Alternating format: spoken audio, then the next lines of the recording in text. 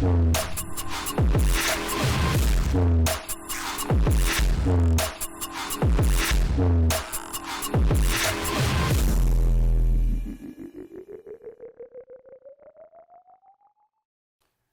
buenas, bienvenidos a otro episodio de Adoles Crecen.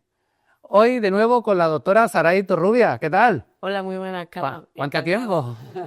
Sí, la verdad que sí, pero bueno, muy contenta de volver a estar aquí. Pues nada, pues vamos a seguir hablando un poquito de temas relacionados con la salud sexual.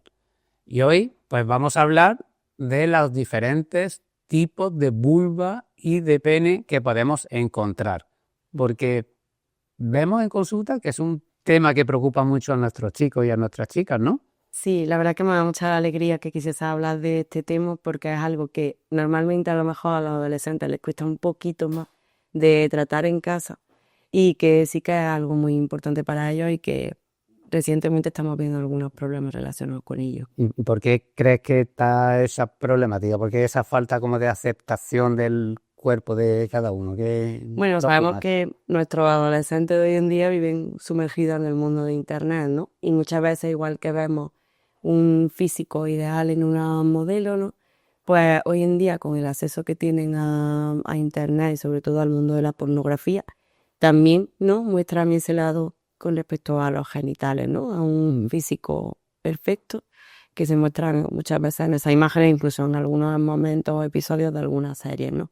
Entonces es algo que hoy en día así que ya está comenzando a preocupar a nuestros adolescentes. Claro, porque pueden llegar a pensar que eso que ven es lo habitual y lo suyo a lo mejor no es lo habitual, ¿no? Entonces vamos a empezar un poco a desgranar, vamos a empezar por la gran olvidada siempre, que es el aparato genital femenino, y vamos a hablar, pues estamos hablando de la vulva. Para empezar, ¿qué es la vulva? Bueno, lo ideal primero, ¿no?, es conocer anatómicamente lo que es un genital, ¿no? Está compuesto de varias partes. En el caso de la vulva, pues bueno, tenemos la zona de un monte de Venus, lo que es como la zona más superior, y que luego al descender pues nos vamos encontrando tanto los labios mayores como dentro de ellos los labios menores, ¿no? Tenemos también el clítoris y bueno, luego donde viene la salida de la uretra, también la salida del útero.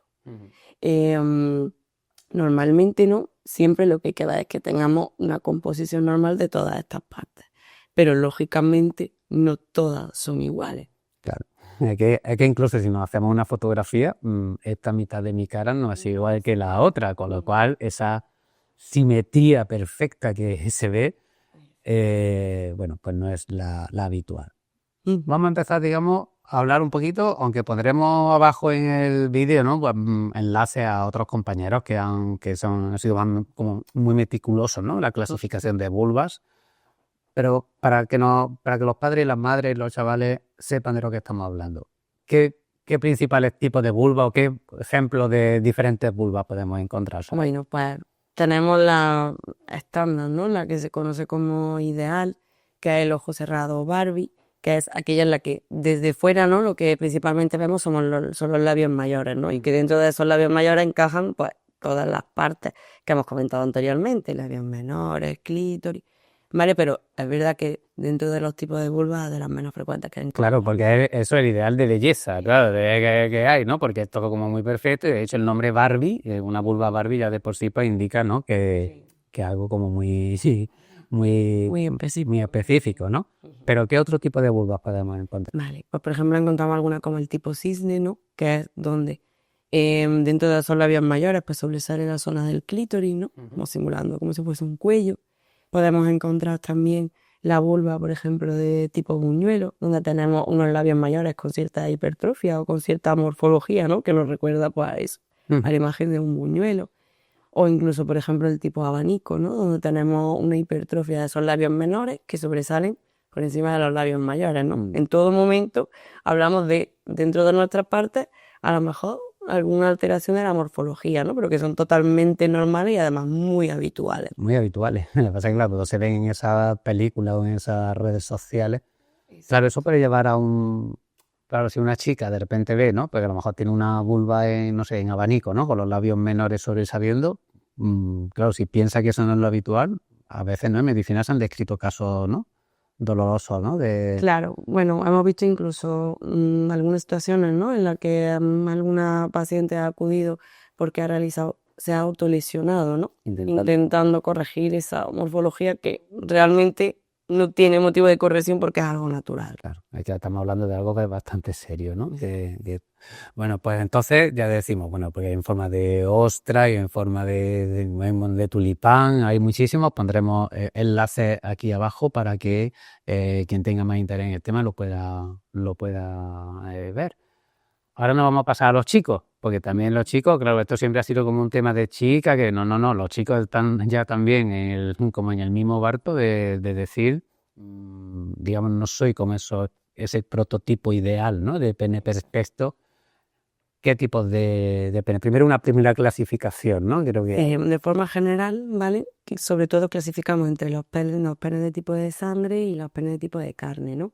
Normalmente la diferencia se nota cuando en el momento de la erección, ¿no? Porque el pene de sangre, como su nombre indica, al llenarse de sangre, como que aumenta mucho en volumen, y luego el de carne que igualmente se llena, pero que no se aprecia tanto, ¿no? Ese cambio de dimensiones que muchas veces preocupa bastante a los adolescentes. Claro, tenemos que hablar también que digamos que un pene, digamos, pequeño se tipifica por debajo de 8, 7,5 centímetros, pero que entre 7,5, 8 a 13, digamos, pues digamos ya sería normal, también hasta 16, ¿no? Sería considerado un pene. Es verdad que en el hombre la preocupación más habitual es el tamaño del pene, ¿vale? Porque existe un falso mito, ¿no? De pensar que dependiendo del tamaño del pene va a poder producir mayor o menor placer, ¿no? Cosa que ya con el paso del tiempo se ha visto que es totalmente mentira. Pero suele ser la mayor preocupación que hay en los chicos. Totalmente.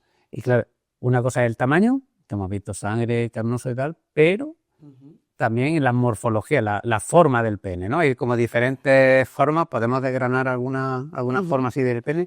Una muy típica, por ejemplo, del tipo lápiz, ¿no? En el que es un pene algo más estrecho y algo normalmente más alargado. Tenemos también, por ejemplo, el tipo plátano, ¿no? Que con el propio nombre de morfología del plátano tiene algo más de anchura a la mitad, ¿no? De la forma del pene, que luego se va estrechando. Luego, en función también de la morfología del glande, ¿no? Cuando sobresalen un poquito más, tenemos a lo mejor los tipos Z.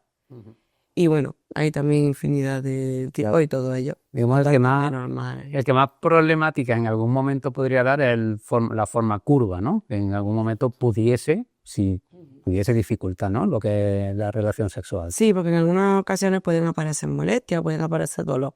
¿Vale? A veces son curvaturas naturales de la morfología, en otras ocasiones hay pequeñas fibrosis, algunos casos de hipospadia y demás, que pueden provocar esa curvatura. Entonces, pues siempre decimos que cuando existe algún síntoma de alarma o cuando estén simplemente preocupados por ello, que consulten. Claro, porque por ejemplo se me ocurre en un motivo de consulta frecuente, si a lo mejor el ladio menor pues sobresale mucho, que pueda haber una molestia, ¿no? En la zona genital, ¿no? Sí, normalmente por físico es verdad que la gente suele ser mucho más reacia a consultar, ¿no? Mejor por vergüenza o por ser un poco un tema más tabú. Pero es verdad que en algunas ocasiones esa hipertrofia puede generar ya no roce con ropa interior, sino a veces incluso con el tipo de tejido que llevemos debajo, ¿no? Si esa hipertrofia a lo mejor es muy, muy llamativa. Vale, de todas maneras saber que todo lo que se ve a veces en redes sociales lo que viene es consecuencia de una operación, de una faloplastia, ¿no? De una linfoplastia, o en fin, como queramos llamar. Entonces, pues bueno, que se sepa que... No suele ser lo más habitual. Exactamente. ¿Por qué es tan peligrosa entonces, sabéis, la pornografía para nuestros chicos y para nuestras chicas? Bueno, dentro del mundo de la pornografía, ¿no? Principalmente, pues, por lo que ya es todo conocido, ¿no? Hablamos de prácticas de sumisión, a veces de cosificación, ¿no? Claro, sobre todo para la mujer, ¿no? De la que tiene siempre, ¿no? Sobre todo en nuestro ámbito. Es verdad que lo primero que hay que tener claro es que la pornografía no es nunca un método de enseñanza, ¿no? Hablamos de una situación de una relación sexual en un contexto ideal con personas que no son en la mayoría de las ocasiones reales, ¿no? Por lo que hablamos antes de intervenciones quirúrgicas y demás, ¿no? Además son normalmente escenas de tipo extremo para provocar la satisfacción de la persona que la ve. Con lo cual es un peligro, ¿no? Que una persona que nunca haya tenido una relación sexual, la primera idea que tenga de sexo sea lo que vea en la pornografía, ¿no? En esas escenas un poco tan extremas. ¿No? Y también lo que hablábamos, lo que el fenotipo, el físico de esas personas, pues son ideales, ¿no? Ahí vemos pues, penes bastante grandes, gruesos, que tienen erecciones al instante, que las las tienen, no sé, rasgos sexuales. Entonces, es muchas veces peligroso, ¿no? Porque tenemos muchos chicos y muchas chicas pues, que se obsesionan con ese tipo de relación, que las personas que hemos tenido relaciones sexuales sabemos que nada tienen que ver con con la práctica del día a día.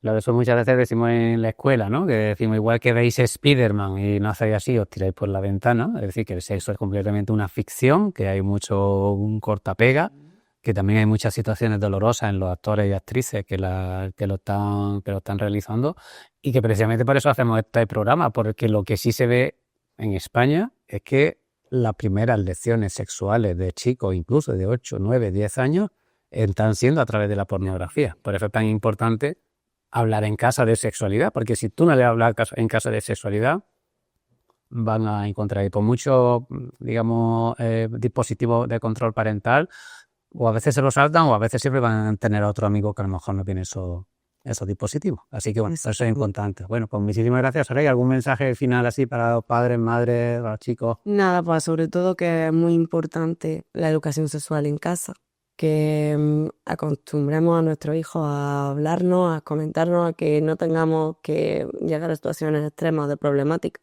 relacionadas por unos ideales que no existen y que bueno, que siempre hay que cuidarse. Bien, pues muchísimas gracias, Saray, por tu presencia, como siempre, por tu tiempo, que sabemos que estás ahí ya con tu niño y tal. Y nada, pues muchísimas gracias a todos. Ya sabéis, si os gusta, si tenéis a personas que sabéis que les puede interesar, pues ya sabéis, le compartís, le dais a gusta, comentáis, etcétera, etcétera. Os agradecemos una vez más la atención y nos vemos en el próximo episodio.